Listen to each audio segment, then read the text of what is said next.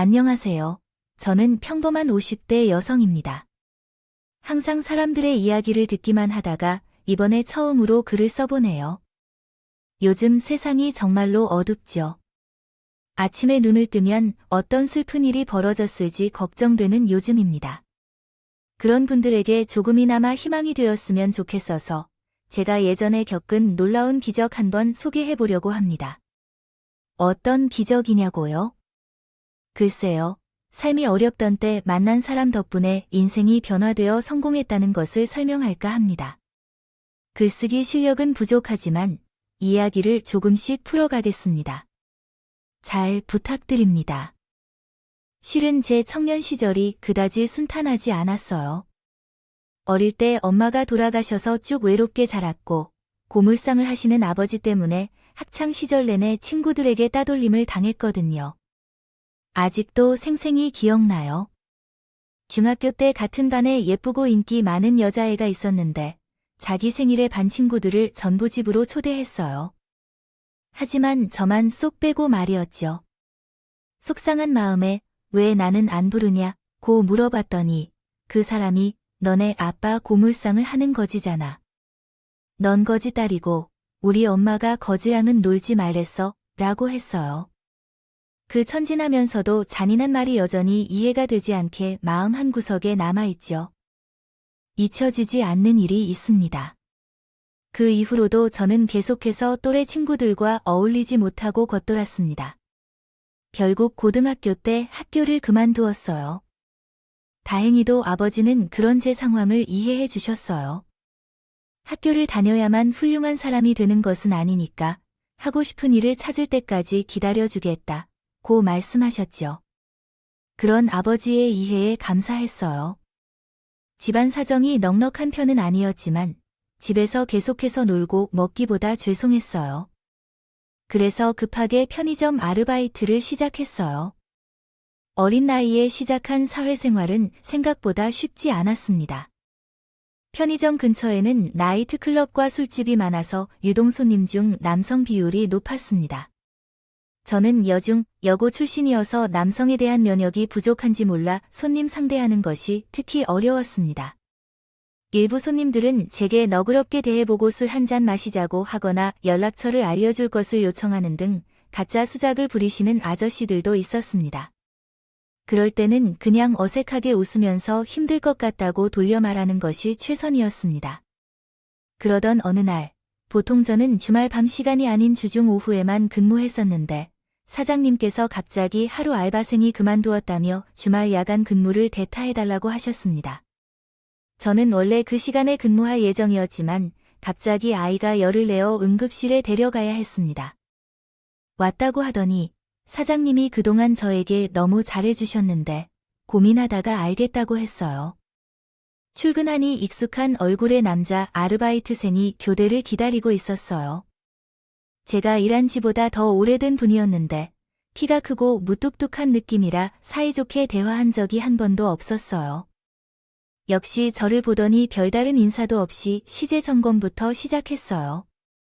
민망해진 제가 돈을 세는 남자 옆에서 원래 사장님이 오실 예정이었는데 갑자기 아기가 아파서 오늘은 제가 대신해서 일을 맡게 됐어요. 하며 말했어요.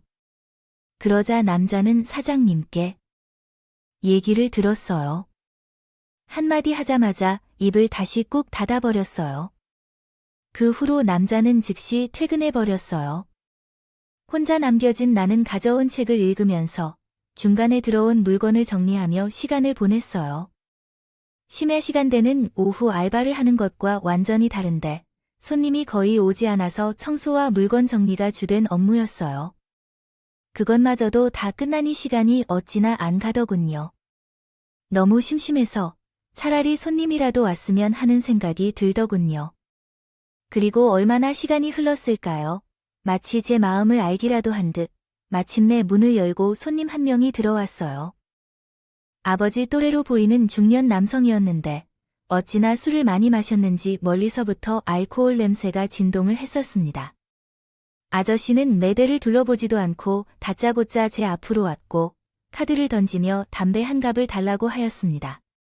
이러한 진상은 익숙했기 때문에 별말 없이 아저씨가 달라는 담배를 꺼냈고 카드로 계산한 뒤 영수증과 함께 돌려주었습니다. 그때 그 아저씨가 갑자기 제 손목을 낚아채었습니다. 넌 뭐야? 처음 보는 얼굴인데 여기 알바생이 바뀌었어. 당황하여 저는 대답할 생각도 못하고 손목을 빼내려고 했습니다. 하지만 어찌나 힘이 센지 꼼짝도 않더군요. 저기요. 이 손 좀 놔주세요. 누가 잡아먹는데 손 한 번 잡은 거 가지고 왜 이렇게 유난이야? 남자 한 번 못 만나본 기집애처럼 아저씨의 말에 전 아무 말도 할 수가 없었어요. 어쨌든 그때까지 남자를 만나본 경험이 없는 건 사실이었으니까요. 제 침묵을 어떻게 해석했는지 갑자기 아저씨가 징그러운 미소를 지더군요. 뭐야, 나이가 몇 살인데 아직까지 남자랑 만나본 적이 없어요?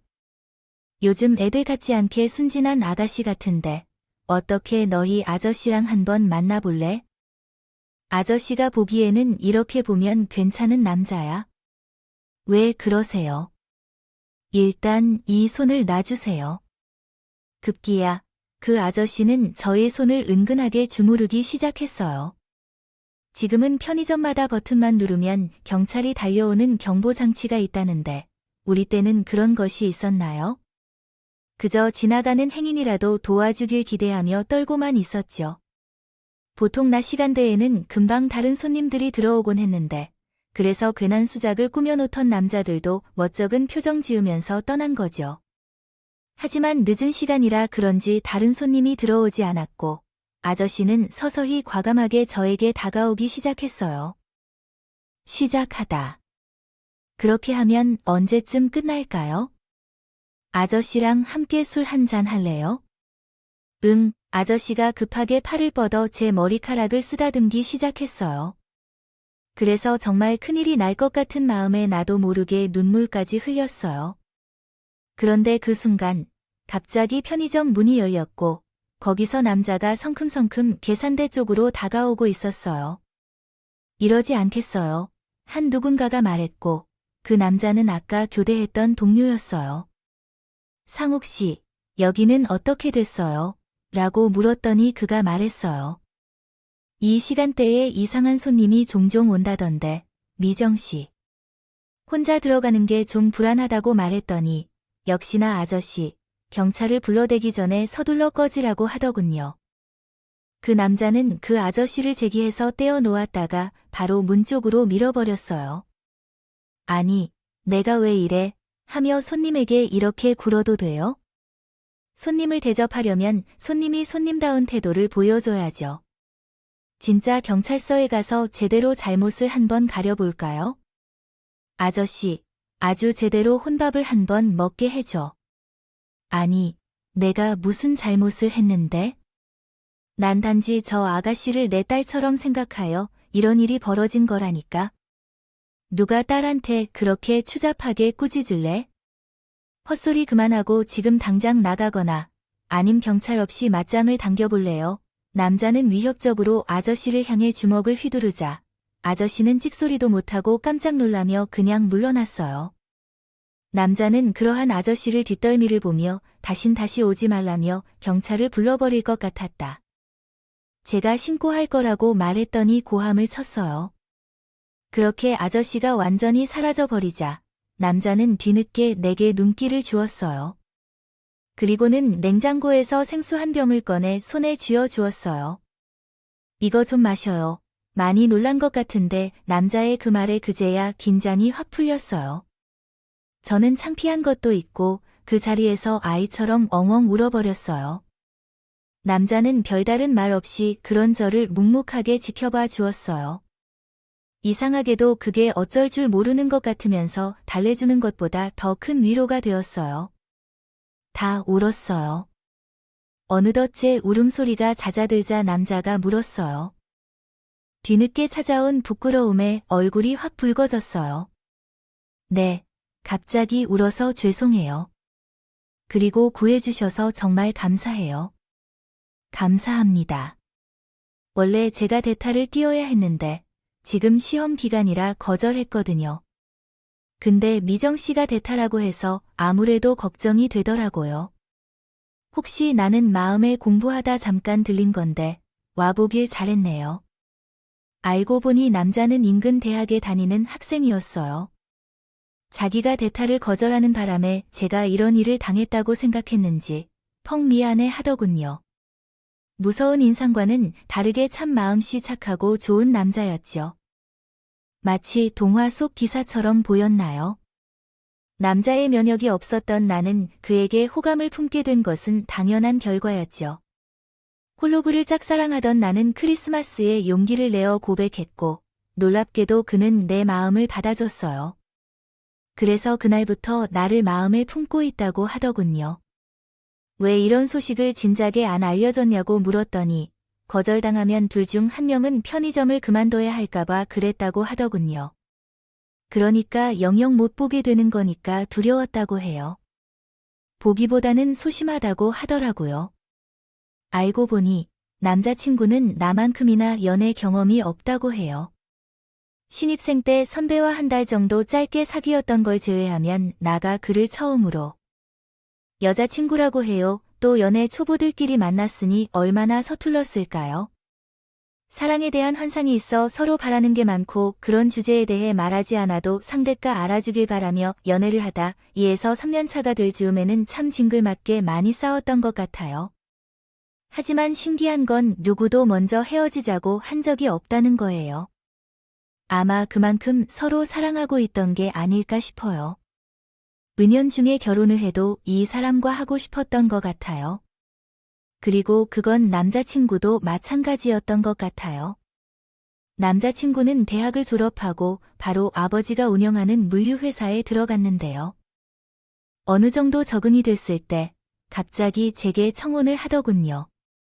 생각도 못하고 있었기 때문에 얼마나 놀랐는지 몰라요. 나랑 결혼하자고 진짜. 그럼 가짜로 청혼하는 사람도 있냐? 왜 나랑 결혼하기 싫어하니? 싫은 건 아닌데 너무 갑작스러워서. 갑작스럽긴 뭐가 갑작스러워 우리. 사귄 지 벌써 4년째인데. 물론이죠. 나이가 아직 어리다는 건 알아.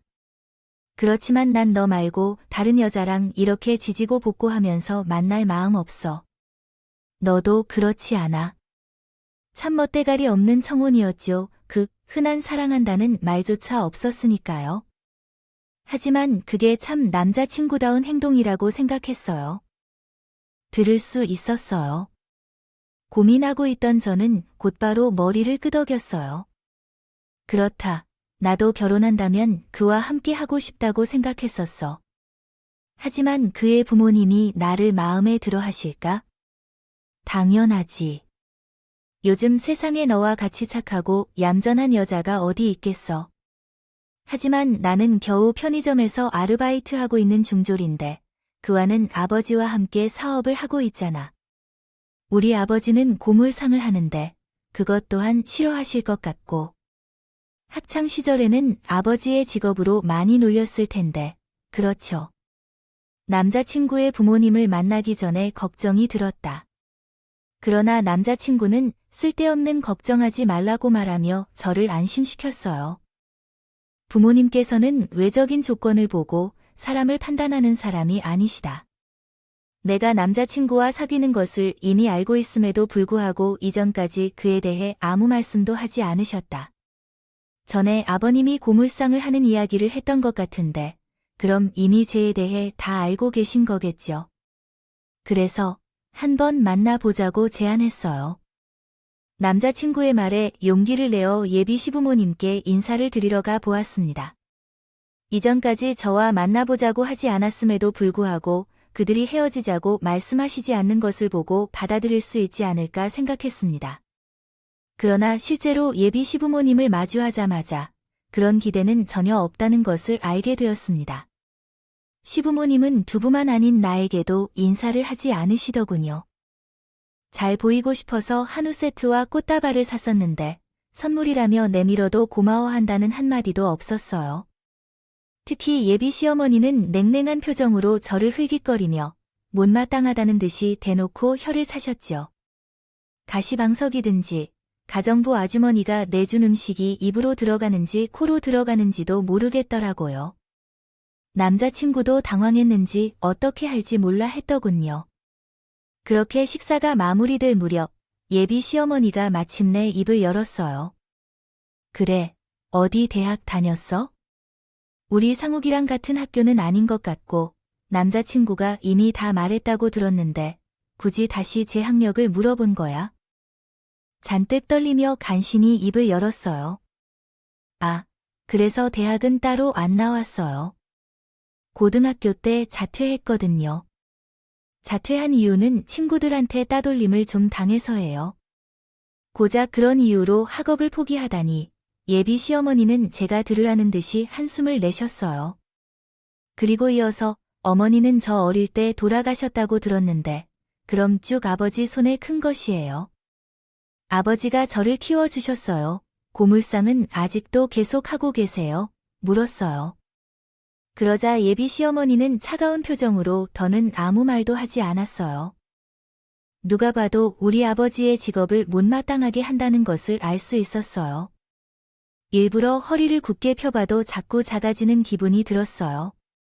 그런 나를 안 썩었을까요라고 생각했는데 못생긴 남자친구가 입을 열었어요. 엄마는 이미 다 알고 있는 거야. 자꾸 꼬치꼬치 물어봐서 그만해. 그러자 예비 시어머니가 갑자기 성을 내며 그만하긴 뭘 그만해. 호련이 알아서 헤어질 거라고 반대하면 더 불타오를 텐데 넌 아버지의 말을 듣더라면 바보였을 거야. 진작에 못 만나게 끊어야 했는데. 예비 시어머니의 말에 저는 물론 남자친구까지 깜짝 놀랐어요.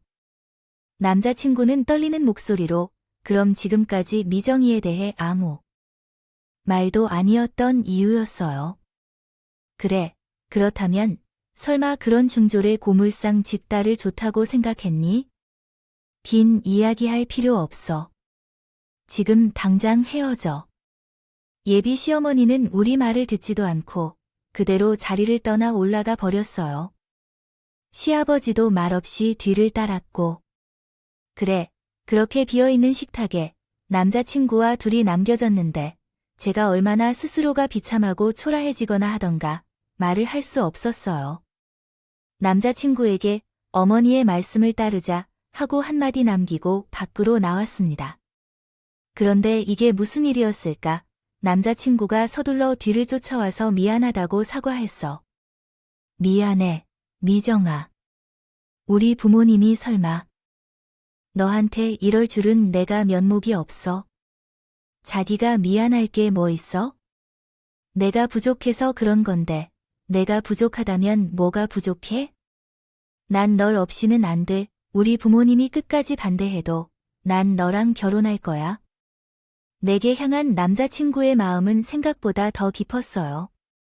부모님을 설득하는데 실패하자 결국 집을 나와 혼자 살기 시작했어요. 지원도 받지 못하고 반지하 방에서 산 게 얼마나 힘들었을까요? 그럼에도 결혼을 허락하지 않으면 의절하겠다고 버티더군요. 하나뿐인 외동아들이 그리 나올 때 결국 백기를 들어 먼저 제출한 건 예비 시부모님이었어요. 결국 마음대로 하라면서 결혼을 허락해 주셨어요. 그래서 우리 두 사람은 정식으로 식을 올릴 수 있었고 마침내 부부가 되었어요. 예비 시어머니께서 내가 한 조건 중 하나가 합가이어서 남자친구와 함께 따로 신혼집을 구하지 않고 예비 시어머니께서 살던 2층짜리 단독주택으로 들어갔답니다. 함께 사는 것이 어느 정도 힘들 것을 예상했지만 시어머니의 시집살이는 생각했던 것보다 훨씬 더 어려웠어요. 시어머니는 먼저 같이 일하던 가정부 아주머니부터 내보내시고 모든 집안일을 다 제게 시키겠다는 엄포를 놓으셨어요. 어머니 없이 자랐는데 어디 살림이나 제대로 할 줄 알겠는가? 내가 직접 끼고 칼을 칠 테니 앞으로 정신을 똑바로 차리라. 내 어머님께서 시키시는 대로 열심히 하겠습니다. 말로는 가르쳐 줄 테라고 하면서도 시어머니께서 실제로 뭘 하는 것은 없었어요. 그저 제 옆에서 모욕 섞인 잔소리를 해야 하는 것뿐이었죠. 너는 무슨 여자인가? 파파도 제대로 할 줄 모르는가? 너희 시아버지가 찐밥은 안 드시는 것을 몰라? 어미 없이 자란 적이 없었어야 했는데 나를 향한 비난은 얼마든지 참을 수 있습니다. 심지어 바꿨더라도 어떻게 딸을 교육했는지는 대체 어떻게 되었나? 어미가 없으면 다른 여자라도 들여서 제대로 키웠어야지. 아버지는 물론 돌아가신 엄마까지 욕하는 것은 너무 큰 상처였어요. 매일 밤 100번의 얼굴을 파묻고 얼마나 울었는지 몰라요. 처음에는 제가 노력하면 조금만 더 살갑게 다가가면 시부모님도 언젠가는 제게 마음을 열어줄 거라고 믿었어요. 하지만 결혼한 지 2년이 넘도록 시부모님은 다정하게 말 한 번 걸어주지 않았습니다. 시아버지는 죄를 없는 사람처럼 투명인간 취급했고 시어머니는 매일같이 온갖 집안일을 시키면서 모욕까지 주셨어요. 죽지 못하고 살아가는 날들이었네요. 믿음직한 남편이 정작 결혼 후에는 별다른 힘이 되어주지 못했죠. 남편이 나서도록 하면서도 시어머니에게 괴롭힘은 더욱 심해졌어요.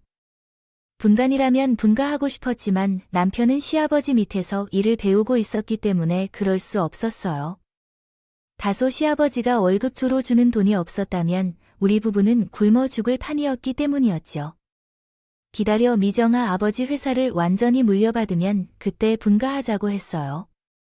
어느 날 혼자 울고 있는 저를 달래준 후 남편이 말했죠.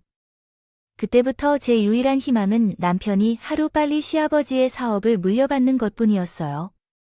그러나 시아버지는 은퇴할 생각이 없었어요. 그러나 예상치 못한 방법으로 남편이 시아버지 회사를 물려받게 됐습니다. 바로 아버지가 갑작스러운 교통사고로 돌아가셨습니다. 그래도 함께 한 시간이 많았는데 아버지가 그렇게 갑자기 돌아가시니 정말 마음이 놀랍더군요. 남편과 시어머니도 그 충격에서 벗어나지 못하셨습니다. 하지만 슬픔에 빠져 있을 틈이 없었습니다. 아버지 대신으로 남편이 회사를 이끌어야 했기 때문이죠. 아버지의 빈자리는 생각보다 컸습니다. 남편은 매일 새벽까지 회사에서 애썼고 휴일도 일하지 않고 쉬지 않았습니다. 하지만 노력만으로 아버지의 자리를 채우는 것이 힘들었나 봅니다. 시간이 흐를수록 회사 매출은 점점 줄어드는 것 같았습니다. 떨어졌고 오랫동안 관계를 맺었던 거래처들도 하나 둘 등을 돌렸습니다. 결국 시아버지가 돌아가신 지 3년 만에 회사는 완전히 부도 처리되고 말았습니다. 그 후로 남편은 완전히 다른 사람이 되었어요. 매사 자신감이 넘치던 사람이었는데 하루 종일 집에 틀어박혀 세상을 비관하며 술만 마셨죠. 그런 남편을 보듬어주고 위로해줬다면 좋았을 텐데 저도 그럴 수 있는 상황이 아니었어요. 사실 그쯤에 그토록 기다리던 아이가 찾아왔는데요. 스트레스 때문인지 뭔가 갑작스럽게 유산하고 말았거든요. 태어나지도 못하고 쓰러져 버린 아기를 생각하면 도무지 제 정신으로 있을 수 없었어요. 게다가 시어머니는 그런 저를 위로하는 대신 커녕 탓하기만 했습니다. 오랜만에 지느러미 멍청하면 뱃속에 있던 애를 잃고 내가 우리 집에 들어온 이후로 일어나는 일 하나도 없어. 그 사람이 그렇게 떠나가고 사업은 망하고 손주는 아직 태어나기 전에 돌아가 버렸어. 지금 집안의 망조가 확실히 스며들었는데 이걸 어떻게 할 거야? 이 일을 어떻게 책임질 거야? 그런데 정말 웃겨요. 제가 알지 못했던 나쁜 버릇이 근성에 있었네요. 시어머니가 그렇게 잔인하게 행동하면서도 불구하고 그걸 이겨내야겠다는 생각이 들더라고요. 일단은 술만 마시는 남편을 일으켜 회사 부도로 생긴 손해가 얼마인지부터 알아봐야겠어요. 알아보니 다행히도 살고 있던 집과 시아버지 명의로 된 건물을 처분하면 문제가 해결될 것 같아요. 평생 살아왔던 대궐 같은 집을 팔아야 한다는데 시어머니는 노발대발했지만 어쩔 수 없겠죠. 현재 상황에서는 비 때문에 급히 길거리에 나앉을 판인데요. 그래서 우리 가족은 낡은 전세 빌라로 이사를 갔고 그리고 빚잔치를 하면서 얼마 남지 않은 돈을 모아 작은 식당을 오픈했어요. 시어머니가 힘든 시집살이를 하고 있는데 그 사이에 제 요리 실력이 늘어나서 부담스러운 상황이 되었어요. 남편의 사업 감각까지 더해져서 상당히 잘 되고 있다고 해요. 한반년 정도 지난 후 갑자기 지역 신문에서 맛집으로 소개되면서 대박을 터뜨렸어요. 그 결과로 사람들이 점심시간에는 1시간씩 줄을 서야만 했을 정도로 자리가 없어졌죠. 일손이 부족하여 급히 직원들을 추가 채용하고 가게도 2층까지 확장했어요. 제 인생이 봄날의 꽃처럼 피어날 줄 알았는데 언젠가부터 남편의 행동이 이상해지기 시작했어요. 남편은 가게에 출근하지 않고 주말에는 친구들과 낚시를 하며 외박을 갔다고 하더군요. 그동안 그런 적이 없던 남편이 갑자기 머리를 손질하고 새로운 옷을 사기 시작했죠. 어떤 이유인지 약간 의심이 들었어요. 여자의 직감이군요. 불안을 이기지 못한 나는 남편이 씻는 동안 핸드폰을 확인했어요. 그런데 아무런 정보도 나오지 않았어요. 내가 너무 예민했구나. 엄한 사람을 의심했구나. 민망하면서도 안심이 되었죠. 그런데 그 후로 사흘 정도가 지나자 모처럼 시어머니의 생신을 맞아서 남편과 함께 차를 타고 가족 모두 외출했던 날이었어요. 저희는 따로 식당을 예약해 두었기 때문에 내비게이션에 그 식당의 주소를 입력했는데 최근 입력한 목적지에 낯선 오피스텔 주소가 나타났어요. 남편이 당황해서 그 주소를 급하게 삭제했지만 그래서 오히려 더 의심스러웠어요. 저는 아무것도 알아채지 못한 척 그 주소를 외워두었어요. 그리고 며칠이 지난 후 남편이 또 외박할 때를 노린 채 그가 있는 곳의 주소로 택시를 타고 가 보았어요. 그 오피스텔 앞에서는 얼마나 오랫동안 대화를 나누고 있는지 궁금해지더라고요. 해가 질 무렵 익숙한 차 한 대가 그 오피스텔 입구로 들어가는 걸 보았어요. 그렇다. 그 차는 내 남편 차였어요. 남편은 주차장에 차를 주차하고 그곳에서 젊은 여자와 함께 내렸더군요. 오빠, 피곤하지? 채희를 데리고 여기저기 다니느라 수고 많았어요. 피곤하겠지만 우리 채희, 오늘 즐거웠어. 응, 가방 내려놓고 고마워. 잘 쓸게. 남자는 상건녀에게 손에 들고 있던 작은 핸드백을 흔들어 보였어요. 이걸 봐도 고가의 명품이었단다. 연애 촛대를 제외하고는 생전에 제게 꽃 한 송이를 선물한 적이 없던 남편이었는데 그걸 보고 나는 눈이 크게 뒤집혔어. 지금 이게 뭘 하는 짓인가요? 저는 짐승 못지 않은 사람을 향해 돌격했어요.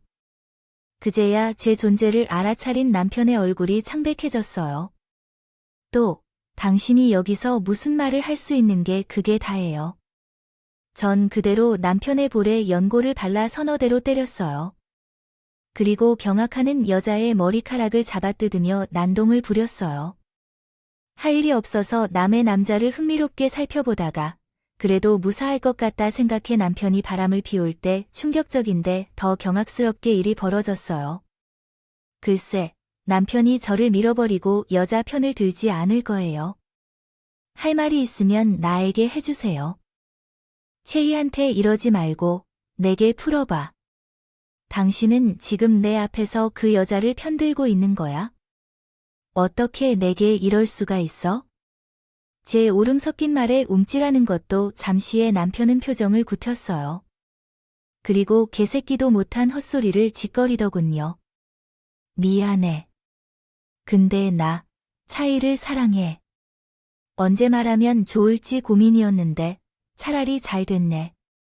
우리 이혼하자. 내가 더는 여자로 느껴지지 않아. 우리 사이에 애라도 있으면 정이라도 붙여서 살겠는데 그것도 아니고. 이쯤에서 그만 서로를 위해 정리하자. 당신은 그게 말이라고 해. 왜 이제 좀 살만해지니까 다른 여자가 눈에 들어와서 알게 되었어요. 아버지가 사업에 실패해서 서로에게서 돈을 뻥 뚫고 탈출하려다가 그 누구냐. 내가 없었으면 당신이 다시 일어서서 식당을 운영할 수 있었을 것 같아요. 남편은 어쩌다 남아있는 양심의 조각이 있는 모양이었나 봐요. 차마 제 눈을 바로 안 보고 입을 다물었어요. 그런 남편 대신에 이번에는 상견녀가 등장했어요. 자기야, 우리 오빠가 아줌마를 싫어한다잖아요. 수학에서 벗어나고 우리 오빠를 더 주십시오. 그 잘난 식당 아줌마 없어도 우리 오빠와 함께 충분히 잘 운영할 수 있으니까. 다른 사람의 남자에게 붙어 먹은 게 뭔지.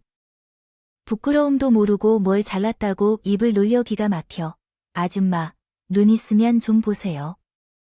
외모, 나이, 몸매 뭐 하나 제게 나은 게 없는데 이렇게 미련을 풀 시간에 외모를 다듬으세요. 상간녀의 모욕적인 말에 온몸이 바르르 떨렸어요. 하지만 남편은 제 편을 들어줄 길 때문에 오히려 상간녀의 어깨를 감싸주더라고요. 바보 같은 저는 그 자리에서 더 이상 아무 말도 하지 못했고 눈물을 참고 홀로 쓸쓸하게 집으로 돌아왔습니다. 고민하던 저는 집에 있는 시어머니에게 남편의 바람 사실을 털어놨어요. 그런데 이게 웬일인지 시어머니는 그런 남편을 탓하려고 하지 않고 오히려 편들기가 바빴던 것 같아요. 내가 진작에 잘해주었어야 했어. 상욱이가 다른 곳을 향해 눈길을 돌렸을지도 몰라. 남자는 여자를 다루는 방법이 제각각이야. 어머님, 무슨 말씀을 그렇게 하시는 거죠? 그럼 지금 그녀가 외도를 한 게 잘한 일이라는 건가요? 누가 잘한 것이든 당신에게도 잘못이 있는 부분이 있지 않아요? 정말 너무하시네요. 생전에는 제게 관심 없이 무례하게 행동하는 것도 이해하려고 했어요. 하지만 이젠 그녀가 외도를 한 것까지 제 탓으로 돌리시다니요. 시어머니 앞에서 생전 처음으로 목소리를 높여 말을 걸었어요. 그러자 시어머니는 당황해서 아무 말도 못하다가 그냥 그랬어요. 방 안으로 들어가 버리더군요. 그렇게 혼자 얼마나 울었을까요? 상간 여호와 있던 남편이 집으로 돌아왔어요. 작정했는지 손에는 이혼 서류까지 들고 있더군요. 내가 여기 순순히 도장 찍어줄 것 같아. 당신도 그 여자도 가만 안 둘 거야? 세상에 어느 천치가 바람핀 남편과 곱게 이혼해주겠어요. 저는 바로 남편과 내연녀에게 간통죄와 상간녀 소송을 걸었어요.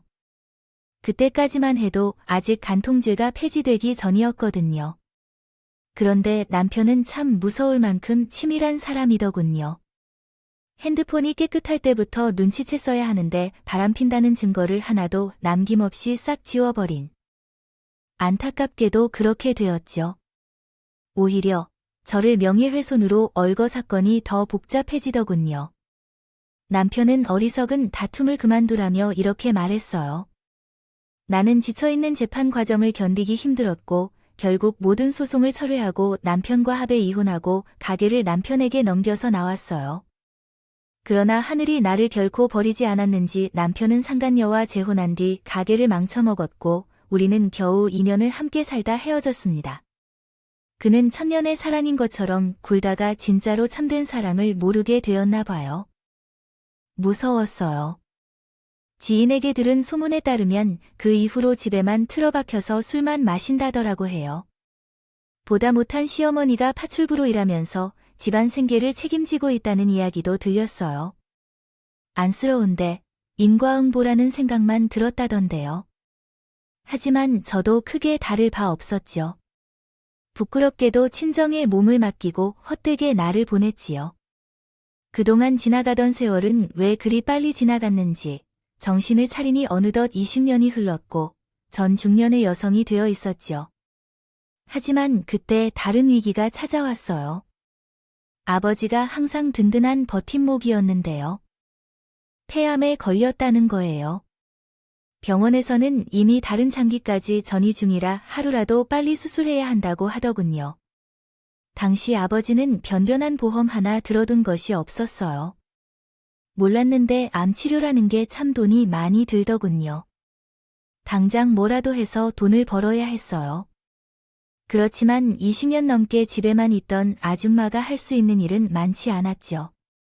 다행히 지인 소개로 급한 대로 빌딩 청소 일을 하게 됐어요. 월급은 많지 않았지만 고정적인 일자리를 구한 것만으로도 감사해야 할 상황이었죠. 두 병아리는 와중에도 아버지는 고물상 걱정만 하셨어요. 평생 목숨처럼 아끼며 일궈온 삶에 터전이니 그럴 만도 했죠. 다행히 결혼해 나가 살고 있는 동생이 고물상을 대신 봐주기로 했는데 알고 보니 고물상은 돈이 되는 상황이 아니라 오히려 다달이 적자를 보고 있었어요. 지금까지 아버지가 버텼던 것은 용하다 싶을 정도였어요. 고물상 유지비와 아버지의 병원비까지 더해지니 도저히 제가 혼자 감당할 수가 없었습니다. 결국 저와 동생은 고물상을 처분하기로 결정했어요. 그 돈으로 빚잔치를 한 뒤 조금이나마 남는 게 있다면 아버지의 병원비에 보태기로 했어요. 사실 그럴 만큼 돈이 남을지는 의문이었어요. 고물상 있는 자리가 그렇게 목 좋은 것이 아니었습니다. 그것도 아니었어요. 건물이나 설비 같은 것들이 너무 낡아서 처분하는 데에 돈이 더 들 것 같았거든요. 그래도 가만히 갖고 있는 것보단 차라리 파는 게 낫겠다 싶었어요. 아버지도 딸과 자식들을 고생시키는 게 미안해서 그랬던 걸까요? 아버지는 아무 말 없이 그렇게 하라고 하셨으니까요. 그렇게 고물상에 내놓고 팔리기를 기다리던 그날이었어요. 동생이 바쁜 일이 있어서 제가 하루 동안 고물상에서 일했는데요. 점심시간이 되자 폐지를 주워 담는 할머니와 할아버지들이 하나둘씩 찾아오기 시작했어요. 우리 아버지는 어르신들에게 유독 인심이 후하셔서 다른 곳보다 폐지값을 더 많이 주시곤 했거든요. 그래서 멀리서 오신 분들도 꽤 있었어요. 그런데 마지막에 도착한 할머니가 왠지 낯선 느낌이었어요. 약간 처울린 눈빛과 코 옆의 점까지 계속해서 누군가를 떠올리게 했거든요. 아마 그 할머니도 마찬가지였던 모양이에요. 우리를 보고 깜짝 놀라며 물러선 것 하나 없이 그랬어요. 아가, 너 어떻게 여기 있는 거야? 그렇게 떨리는 목소리를 듣자마자 걔가 전 시어머니라는 걸 알 수 있었어요. 맞아요. 거기 계신 분은 제 시어머니셨거든요. 처음에는 너무 깜짝 놀라서 놀라움을 숨길 줄 몰랐어요. 그런데 제게 어색한 표정을 지으며 보는 시어머니 모습을 보니 이상한 느낌이 들더군요. 아쉬움과 꼼꼼하고 철저했던 그분이 어째서 혼자서 혹은 쇠하기 시작했는지 이해가 안 되더라고요. 마지막으로 소식을 들었을 때 그가 경찰 일을 하고 있었다고 말했었는데 나이가 많아져 더는 할 수 없는 것 같아요. 과거에 당한 수모를 생각하면 당장 떠나라고 쫓아내야만 했을 텐데. 하지만 너무 오랜 시간이 지나가나요? 아니면 제가 나이를 먹어서 이율이 떨어진 걸까요? 흰머리에 마냥하는 시어머니를 보고 있자니 말을 걸기도 참을 수 없었어요. 그렇다고 무엇을 말해야 할지도 몰라 그냥 가만히 쳐다만 보았죠. 어떻게 그 시선을 해석할까요? 망설이며 있는 나를 보고 있는 시어머니가 천천히 입을 열었어요. 옛날에는 나를 너무 못되게 취급했었지. 미안하다. 변명 같지만 그동안 너를 생각하면서 참 많이 후회했어. 아마 하늘이 지난 죄를 참회하라고 나를 여기로 보냈나 봐. 나이를 먹은 건 나만이 아니었어요. 제 시어머니도 마찬가지였어요. 20년 사이 완전히 다른 사람이 되어 있었죠. 하긴 10년이면 강산도 변한다는데 그 2배의 시간이 지났으니까요. 그런 시어머니를 보고 있자니 옛날 일을 따지고 들어서 뭐하나 싶더라고요. 그래서 저도 모르게 시어머니의 마른 손을 잡았어요. 예전 일은 잊고 밥이나 한 끼 드시고 가세요 하고 말했죠. 그러자 시어머니는 두 눈을 크게 뜨더니 이내 뜨거운 눈물을 이어가야 할 부분이 누락되어 있습니다. 힘들었군요. 아니죠. 어떻게 염치도 없이 그동안 너무 미안했다. 평생 너를 위한 죄책감 때문에 속상한 마음으로 살았어. 너 늦었지만 이제라도 용서를 빌려. 급기야 시어머니는 제 앞에 무릎을 꿇으려고 했어요. 그런 시어머니를 강요로 일으켜 고물상 뒤편에 있는 작은 방으로 모셨어요. 아버지가 지내던 곳이라 부엌이 있으며 간단한 생활하기에는 적절한 곳이었어요. 거기에서 과거처럼 시어머니를 위한 밥상을 차렸어요. 대접할 것은 없었지만 냉장고에 있던 밑반찬과 급히 끓인 된장찌개가 전부였지만요. 어서 드세요. 아침부터 쓰레기를 주워 다니느라 아직 피곤하겠네요. 한 끼도 못 드셨죠? 그래요. 고맙다. 잘 먹었나요? 전씨 어머니는 조심스럽게 수저를 들었어요. 하지만 목이 콱 메이는지 좀처럼 넘기질 못하더군요. 그 모습을 보는데 이상하게 저도 눈물이 나더라고요. 그동안 어떻게 지내셨어요? 그는 잘 지내고요. 궁금했던 전 남편의 안부부터 물었어요. 그러자 전씨 어머니는 너무나 충격적인 대답을 했습니다. 상욱이 4년 전에 하늘나라로 먼저 떠났어요. 술을 너무 많이 마셔서 간경화로 끝까지 부려막지만 자식이었지. 설마 전 남편이 죽었을 거라고는 생각도 못했거든요. 뭐라고 말해야 할지 몰라 허공만 쳐다보고 있었어요. 그런데 시어머니가 다시 말을 이어서 하셨어요. 상욱이 때문에 내가 정말 고생 많았구나. 팔은 안으로 꼽는다고. 그때 내가 너무 내 아들을 소중하게 여겨서 널 많이 서운하게 했지. 그래서 나는 고친 거니까 미안하다. 그런데 내가 이미 너무나 변화가 있기에 미안할 일이 아니잖아요. 그런 말을 해주셔서 고맙다. 시어머니께서 하신 말에 입이 다물리는 듯했죠. 머뭇거리다가 아버지가 현재 폐암으로 싸우고 있으신다고 턱 끊었습니다. 그런데 한때 서로 마음을 폈던 사위이기도 해서 남에게는 말할 수 없고 서로 싸우면서 마음을 누렸던 어려운 상황이 턱도 없이 자연스레 들어버렸답니다. 그래서 아버지의 병원 문제와 고물 상처리 문제들, 이것들을 혼자서 하고 있었던데요. 알아온 것을 한탄하듯 전부 말씀드렸습니다. 그래서 이 고물상도 곧 처분할 예정입니다. 대부분 피지라 푼돈 밖에 못 건지겠지만 그걸로라도 아버지 병원비를 태워야 해요. 그러니까 어머님도 앞으로는 굳이 여기까지 오지 마세요 하셨어요. 제 말에 시어머니는 잠자코 고개를 끄덕였고 갑자기 손을 뻗어 제 손을 꽉 쥐어 잡았어요. 그동안 고생이 많았겠구나. 짐승도 은혜는 갚을 줄 안다는데 이렇게 친한 잘못을 용서하고 따뜻한 밥 한 끼 대접해준 너를 내 잊지 않을 거야. 어떻게든 이 은혜는 꼭 갚을 테니. 전 시어머니의 말은 감동적이긴 했지만요.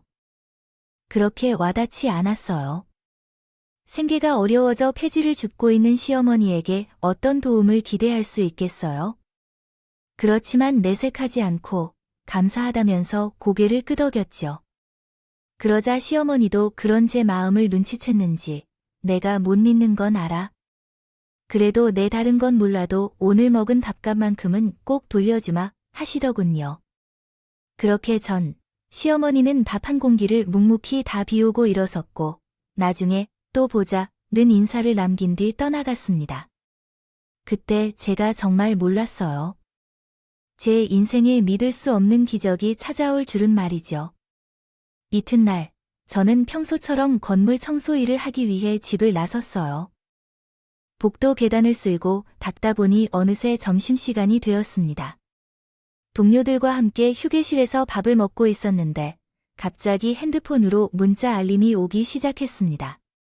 그것은 은행 입출금 통지 문자였습니다. 아직 대출 이자를 갚아야 할 시간이 아닌데 궁금해서 눌러봤더니 그대로 얼어붙었습니다. 제 계좌로 5억이라는 큰 돈이 입금되어 있는 걸 발견했어요. 몇 번을 확인해봐도 똑같았습니다. 놀란 마음에 입금자명을 확인했더니 시어머니의 이름 석자가 들어 있었습니다. 경악한 저는 즉시 전 시어머니에게 전화를 걸었습니다. 다행히 연락처가 그대로인지 전 시어머니가 즉시 전화를 받으셨습니다. 어머님, 혹시 제 계좌로 돈을 보내셨나요? 5억이 입금되었다는데요. 그래서 저는 시어머니의 대답을 긍정적으로 받아들였어요. 맞아요. 어제 차려준 밥값으로 5억을 주겠다고 했지 않았어요? 이렇게 큰 금액을 어떻게 받아야 할지 모르겠어요.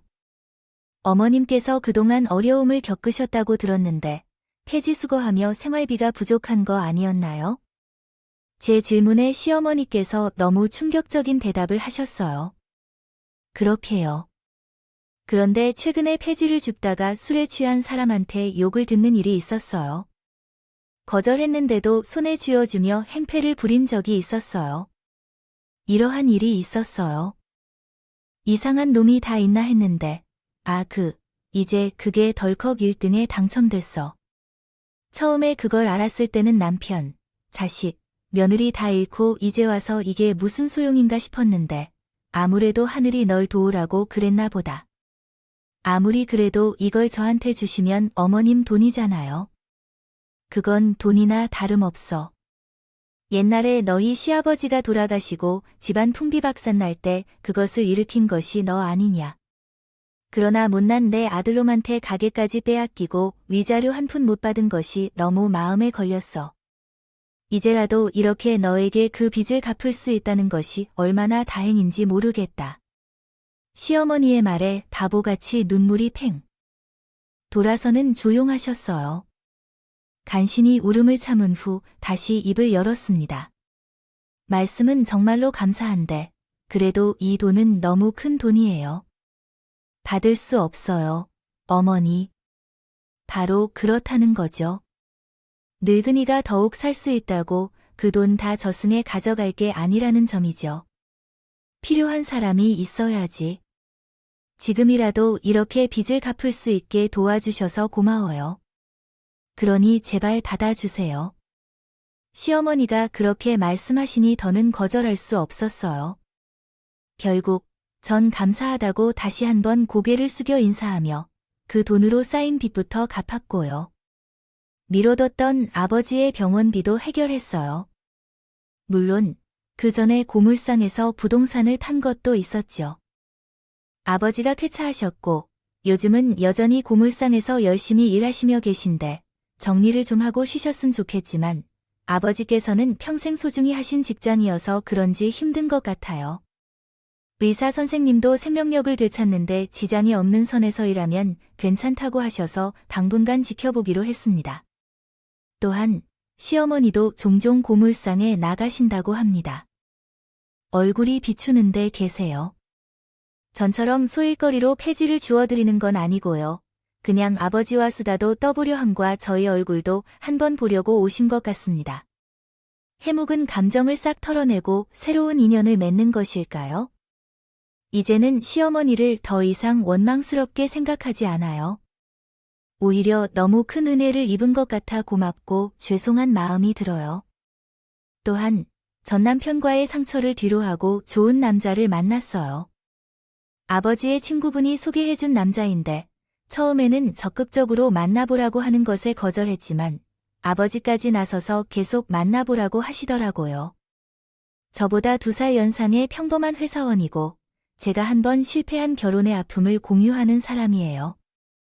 그냥 아버지에 대한 효도의 의미에서 얼굴만 봐주려 했지만 상대의 적극적인 노력으로 결국 결혼까지 하게 되었어요. 됐습니다. 제 남편은 전 남편과는 다르게 성실하고 나만을 아는 사람이에요. 또한 이혼을 경험한 공통점이 있어서 그런지 대화하는 부분도 많죠. 늦은 나이에 아들 1명을 낳았는데요. 다 늙어서 육아를 하려니 참 힘든 점도 많았지만 그래도 얼마나 행복한지 모르겠어요. 지옥 같은 모유 수유에 고생을 하던 게 언제였는데 아들이 어느새 내년에는 중학교에 들어갈 거라고 합니다. 시간이 참 빠르죠. 시어머니는 마치 친손주처럼 제 아들도 예쁘게 대해 주신다고 합니다. 남편은 아이의 장모님이라고 여기고 있어요. 제가 제 친정의 엄마처럼 나중에 가시기까지 모시겠어요. 시어머니에게는 큰 은혜를 보답할게요. 아들이 곧 돌아올 시간이라 생각해서요. 그를 이곳에서 가만히 내려놓아야 할 것 같아요. 긴 이야기를 들어주셔서 감사합니다. 모두 건강하시길 바랍니다.